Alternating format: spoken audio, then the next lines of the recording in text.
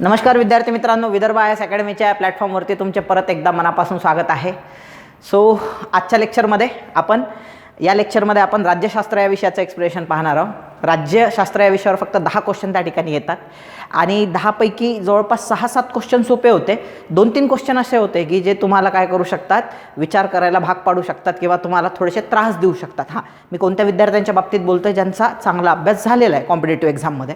Actually आम्हाला सर्वात जास्त जे झुंजवलं आहे म्हणजे हे 10 क्वेश्चन असून पण एवढे लेट का आले. आमचा सर्व वेळ ह्या क्वेश्चनचं उत्तर शोधण्यातच त्या ठिकाणी गेलेला आहे. आता याच्यामध्ये काय केलेलं आहे शासनाने, आधी जे सरपंचाची निवडणूक व्हायची ही ग्रामपंचायतीमध्ये असणाऱ्या सभासदांमार्फत, म्हणजे पहिल्यांदा ग्रामपंचायतीचे सभासद निवडून यायचे आणि ते म्हणजे सरपंचाला आणि उपसरपंचाला त्या ठिकाणी निवडून द्यायचे. नंतर मग काय झालं, 2017मध्ये फडणवीस सरकारने निर्णय बदलवला आणि घोडेबाजार होतो ह्याच्यामध्ये सगळा. म्हणून त्यांनी डायरेक्ट ग्रामसभेमधले जे सभासद असतात किंवा गावामधले जे वोटिंगसाठी पात्र असणारे लोक आहेत, थेट लोकांमधून सरपंचाची निवडणूक करायला त्या ठिकाणी सुरुवात केलेली आहे. पी.बी. पाटील नावाची कमिटी होती पहा. पी.बी. पाटील कमिटीनं त्याच्यासाठी रेकमेंडेशन दिले होते पण त्याची काय अंमलबजावणी झाली नाही. ती केली फडणवीस सरकारने. परत आता महाविकास आघाडीचं सरकार आलं तर परत काय झालेलं आहे, जो सरपंच पद आहे ते परत एकदा अप्रत्यक्षरित्या त्या ठिकाणी म्हणजे अप्रत्यक्षरित्या म्हणायचं झालं तर ग्रामपंचायतीचे सदस्य त्या ठिकाणी सरपंच निवडून देतील. परत जुना नियम काय केला त्यांनी, लागू केला. त्यामुळं त्याच्यामध्ये एवढं जास्त कन्फ्युजन आहे ह्याच्याबद्दल. आम्ही लिटरली जे हे असतात म्हणजे त्याचे कायद्याचे जे काही डॉक्युमेंट्स असतात ते लिटरली वाचायला, म्हणजे माझा एक मित्र आहे तो पुण्याला असतो, त्याला मी त्याच्या कामी लावलेला आहे. तो बिचारा शोधतोय त्यानं पूर्ण डॉक्युमेंट वाचून काढलं. ते खूप मोठं डॉक्युमेंट आहे त्या ठिकाणी.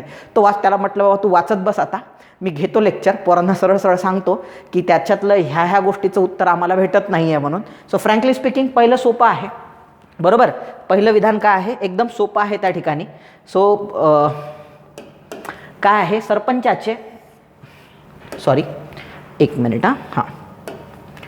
सरपंचाचे निवड ग्रामपंचायतीच्या सभासदाकडून झालेली आहे. बघा, हे म्हणजे आधी जेव्हा ग्रामपंचायतीच्या सभासदाकडून निवड व्हायची कोणाची, सरपंचाची अथवा उपसरपंचाचे, रिक्त राजीनाम्यामुळे झालेले पद रिक्त झाल्याच्या दिनांकापासून 30 दिवसाच्या आत भरले पाहिजे. हे एकदम बरोबर आहे.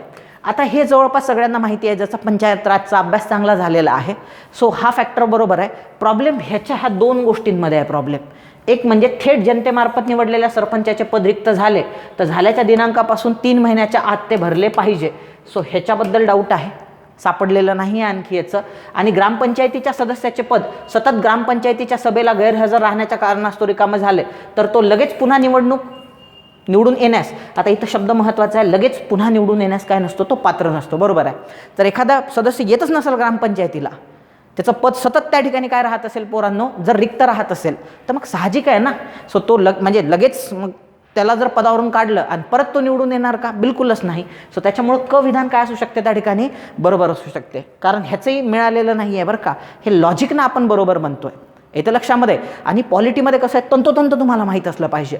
पण ह्या 2 स्टेटमेंटच्या बाबतीमध्ये मटेरियलच अवेलेबल नाही आहे, येतं लक्षामध्ये. त्याच्यामुळं हा मोठा प्रॉब्लेम त्या ठिकाणी आहे ब आणि क च्या बाबतीमध्ये. त्यामुळं हा क्वेश्चन मी काय करतो त्या ठिकाणी, लेफ्ट करतोय आणि पुढच्या क्वेश्चनकडे जातोय. चला पुढच्या क्वेश्चनकडे जाऊया आपण. आता सोपे आहेत सगळे. आता ग्रामविकास समित्या, ह्याच्यावरती क्वेश्चन जवळपास 2 ते 3 मी टेस्ट सिरीजमध्ये टाकले होते आणि ॲज इट इज नाही पण स्टेटमेंट वर खाली होऊन परत विचारलेला आहे. ग्रामविकास समित्या ॲक्च्युली कोणत्या पुस्तकात ह्याच्याबद्दल जास्त माहिती नाही आहे, पण ग्रामविकास समित्यांच्या स्थापनेबद्दल जो 1958चा मुंबई ग्रामपंचायत अधिनियम आहे त्याच्यामध्ये तरतूद आहे. कोण स्थापन करू शकते, मी हे एक्सप्लेन करून सांगितलेलं आहे लिटरली म्हणजे टेस्ट सिरीजमध्ये. जी ग्रामसभा आहे ती ग्रामपंचायतीशी, आता काही लोकांना ग्रामपंचायत आणि ग्रामसभेमधले फरक कळत नाही. ग्रामसभा म्हणजे काय, गावातले सर्व लोक जे वोटर्स आहेत ते ग्रामसभेमध्ये असतात आणि या लोकांनी निवडून दिलेली बॉडीमध्ये कोण असते, ग्रामपंचायत, ज्याचा अध्यक्ष सरपंच असतो. सचिव, पदसिद्ध सचिव हा कोण असतो त्या ठिकाणी, ग्रामसेवक असतो. ती ग्रामपंचायत. आता ही जी आपल्याला पाहायची आहे ग्रामविकास समिती, ग्रामविकास समिती ही कोण स्थापन करणार, ग्रामसभा स्थापन करणार.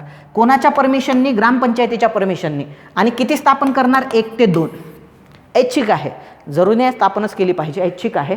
1 ते 2 ग्रामविकास समित्यांची स्थापना करणार ग्रामसभा. येत्या लक्षामध्ये. आणि त्याचा पदसिद्ध अध्यक्ष कोण असणार? सरपंच असणार. सरपंच हा पदसिद्ध अध्यक्ष असणार त्याचा. आणि पदसिद्ध सचिव कोण असणार? तर ग्रामसेवक असणार. कोण असणार? ग्रामसेवक. आता हे लक्षात घ्या, त्याच्यामध्ये ह्या ग्रामविकास समितीमध्ये 33% सभासद हे ग्रामपंचायतीचे असले पाहिजे. 33% सभासद काय असले पाहिजे? ग्रामपंचायतीचे. 50% महिला असल्या पाहिजे. हे सर्वात महत्त्वाची तरतूद आहे. आणि त्याच्यामध्ये SC ST OBCला आरक्षण किती असेल हे राज्य सरकार ठरवेल. हे कोण ठरवेल? राज्य सरकार ठरवेल. 33% कोण आहे? ग्रामपंचायत सदस्य. 50% पेक्षा जास्त महिला असणार. SC ST OBCचं सरकार ठरवेल, तेवढ्या त्यांना जागा ग्रामविकास समितीमध्ये त्या ठिकाणी दिल्या जाईल. हे महत्त्वाचं आहे त्यात.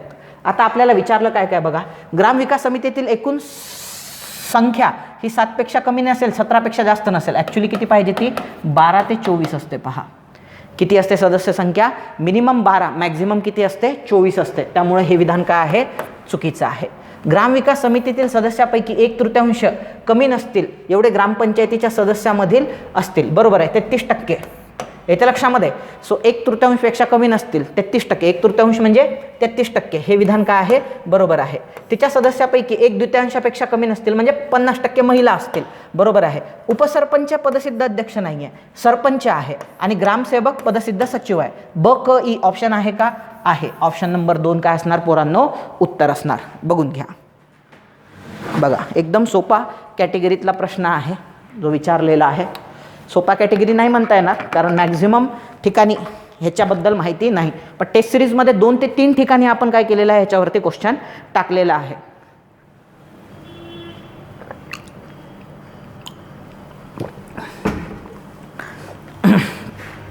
कदाचित जे विद्यार्थी म्हणत होते आपल्याला तुमच्या टेस्ट सिरीजचा खूप फायदा झाला आहे सर, कमेंट बॉक्समध्ये लिहून पाठवत होते, ते कदाचित ह्याच गोष्टीमुळे लिहून पाठवत असावे. सरकारी आयोग हे पण विचारलेला क्वेश्चन होता म्हणजे आपण टेस्ट सिरीजमध्ये. सो यासाठी अनुकूल होता. पहिलं, राज्यपाल पद रद्द करावे. नाही, सरकारी आयोग असं काही बोलला नव्हता. त्यांनी काय म्हटलं होतं की राज्यपाल पद हे केंद्राद्वारेच नेमल्या जावे, राज्यावरच त्या ठिकाणी नेमल्या जावे. पण मुख्यमंत्र्याशी विचारविनिमय करणे हे कॉन्स्टिट्यूशनमध्ये ॲड करा. ॲक्च्युली 2 गोष्टी आहे ज्या कॉन्स्टिट्यूशनमध्ये ॲड नाही आहे. कन्व्हेन्शननुसार म्हणजे असं अपेक्षित आहे की असं केलं पाहिजे राज्यपालाची नेमणूक करताना. एक म्हणजे काय की राज्यपाल नेमणत असताना मुख्यमंत्र्याशी त्या ठिकाणी विचारविनिमय केला पाहिजे, नंबर 1. आणि दुसरं, नेमलेला राज्यपाल हा काय असला पाहिजे? सहसा इतर राज्यातला असला पाहिजे, म्हणजे त्या राज्यातला नसावा. म्हणजे महाराष्ट्रातला जो भगतसिंग कोश्यारी आहे हा महाराष्ट्रातला कधीच नसणार, दुसऱ्या राज्यामधला असणार. आता हा दुसरा रूल तर पाळला जातो, पण पहिला रूल पाळला जात नाही. ज्या राज्यात राज्यपाल नेमला जातो त्या मुख्यमंत्र्याचं मत सहसा विचारात घेतल्या जात नाही. सहसा राज्यपालाला एजंट म्हणून पाठवलं जातं. आणि सरकारी आयोगाचं म्हणणं होतं हे चुकीचं आहे. कॉन्स्टिट्यूशनमध्येच ॲड करा की मुख्यमंत्र्याशी कन्सल्ट करूनच कोणाची नेमणूक केल्या जाईल? राज्यपालाची केल्या जाईल. त्यामुळे राज्यपाल पद रद्द करा असं सांगण्याचा प्रश्नच त्या ठिकाणी निर्माण होत नाही. अखिल भारतीय सेवा रद्द करा असंही तो म्हटला नव्हता. उलट अखिल भारतीय सेवा मजबूत करा असं तो म्हटला होता.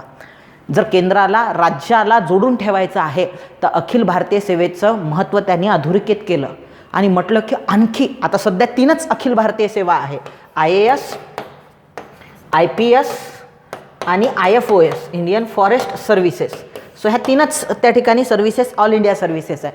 ऑल इंडिया सर्व्हिसेस म्हणजे काय? केंद्राद्वारे नेमल्या जातात आणि काम मात्र राज्यासाठी करतात.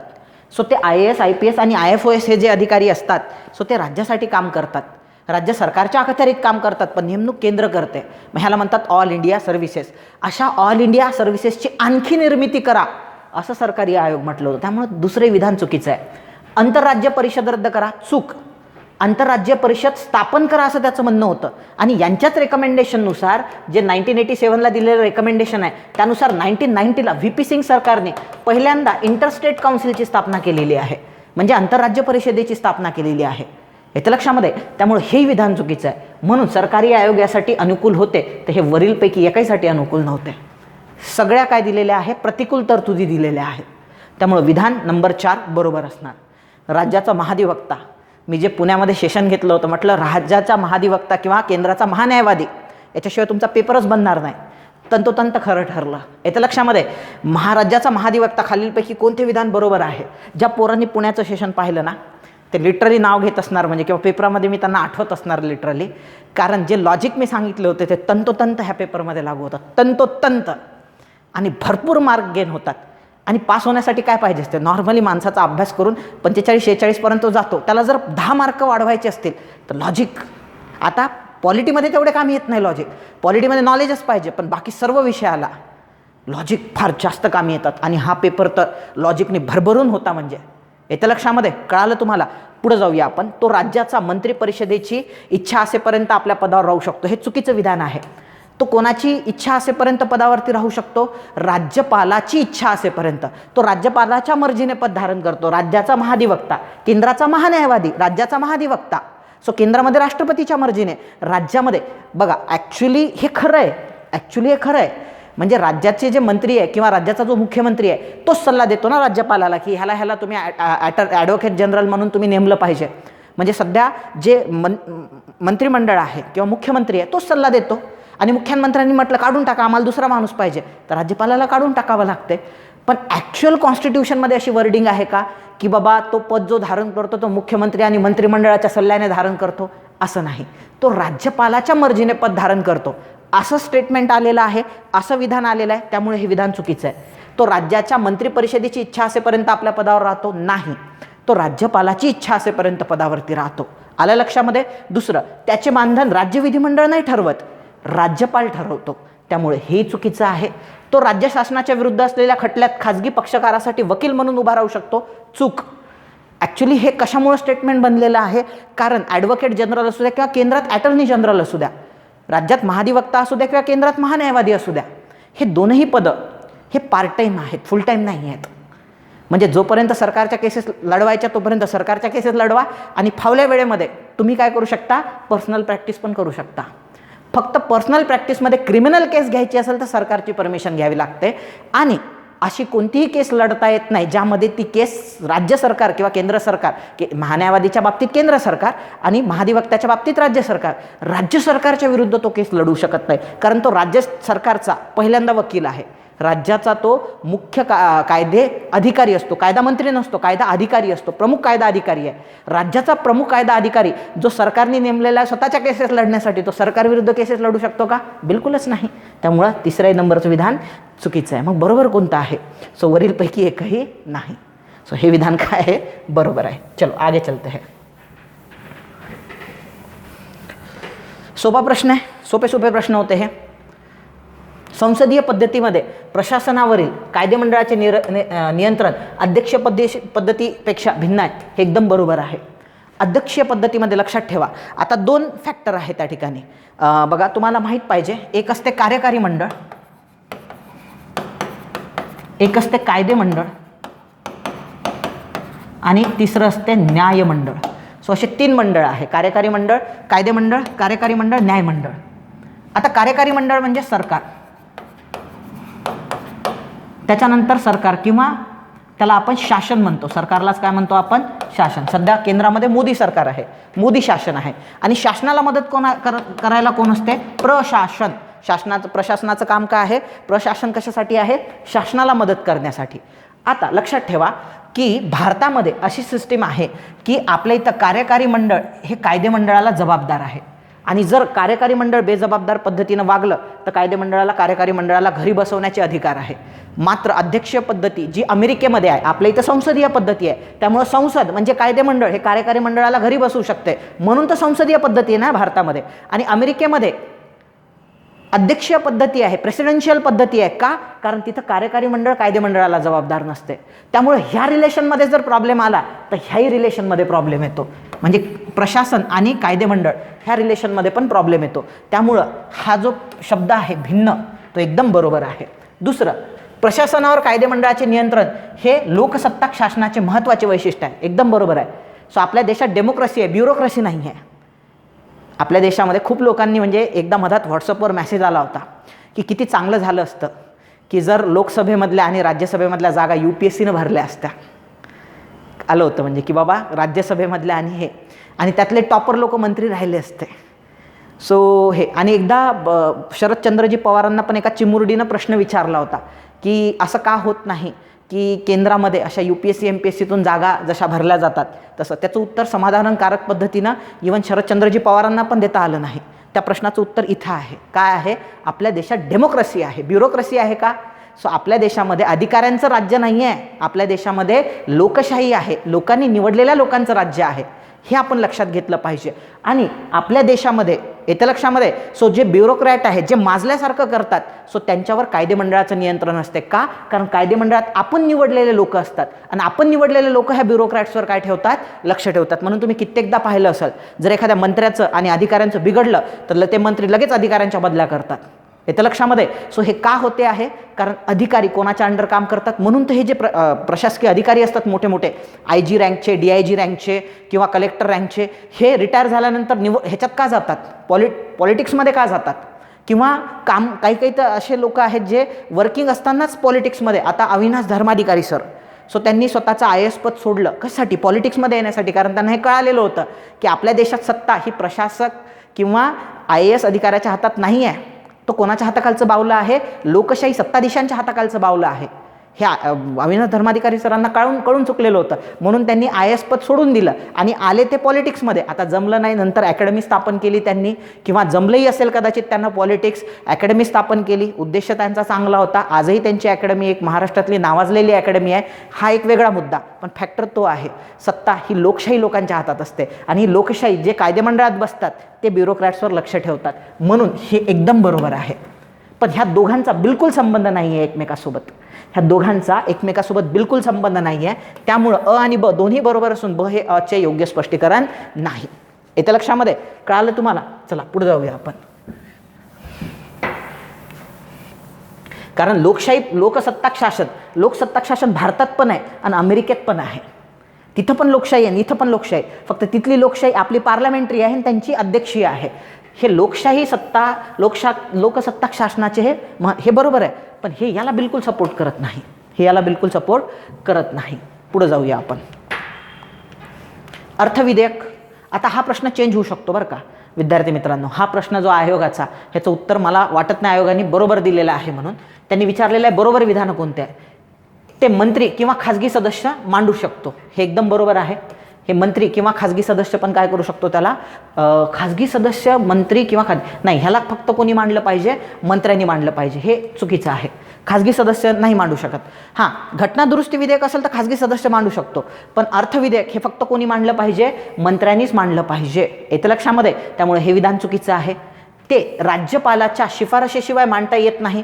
एकदम बरोबर आहे. त्याला राज्यपालाची काय पाहिजे? शिफारस पाहिजे, त्याच्याशिवाय ते मांडता येत नाही. हे एकदम बरोबर आहे. पुढे जाऊया आपण.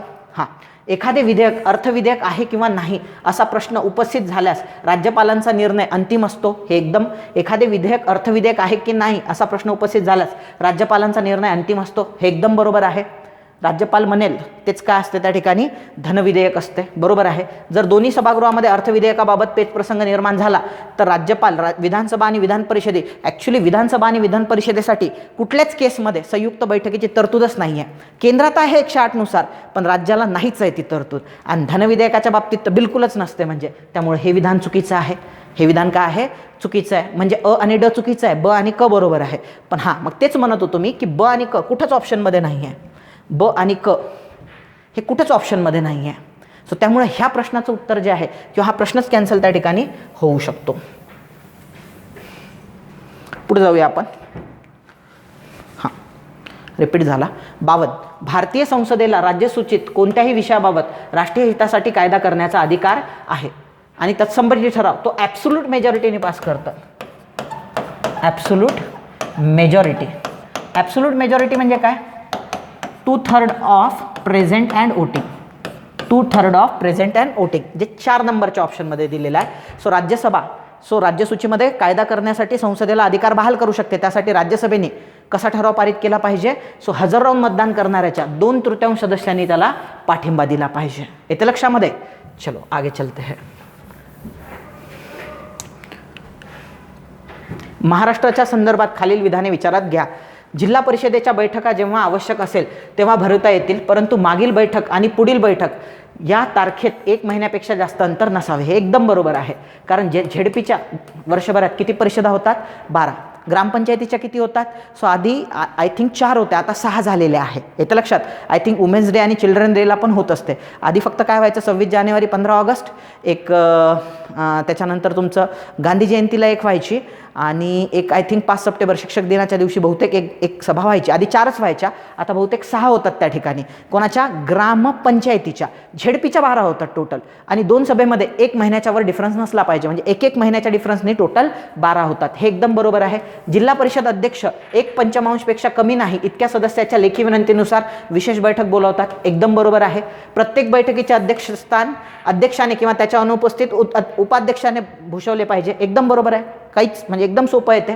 अध्यक्ष आणि उपाध्यक्ष यांच्या अनुपस्थितीत बैठकीचे अध्यक्षान विषय समितीचा सभापती भूषवतो. हे पण एकदम बरोबर आहे. सो 4ही विधानं काय आहेत त्या ठिकाणी? बरोबर आहे. येतं लक्षामध्ये? सो सोप्या कॅटेगरीतला प्रश्न होता, ज्या लोकांचं पंचायत राज चांगलं आहे. आणि 2 ते 3 प्रश्न दरवर्षी पंचायत राजवर विचारतात, म्हणून ते अपेक्षितच होतं म्हणजे की तुम्ही पंचायत राजचा अभ्यास करून जाणं त्या ठिकाणी.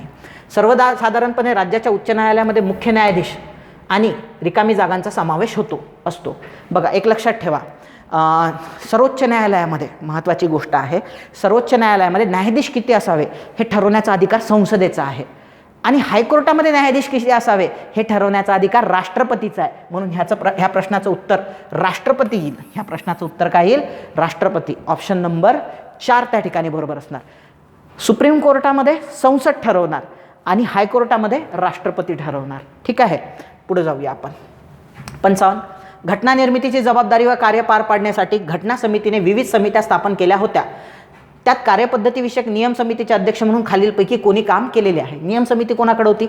8 ज्या मेजर कमिटी आहे त्यापैकी एक रूल कमिटी होती आणि ती कोणाच्या अंडर होती? डॉक्टर राजेंद्र प्रसाद. सो हे एकदम सिंपल.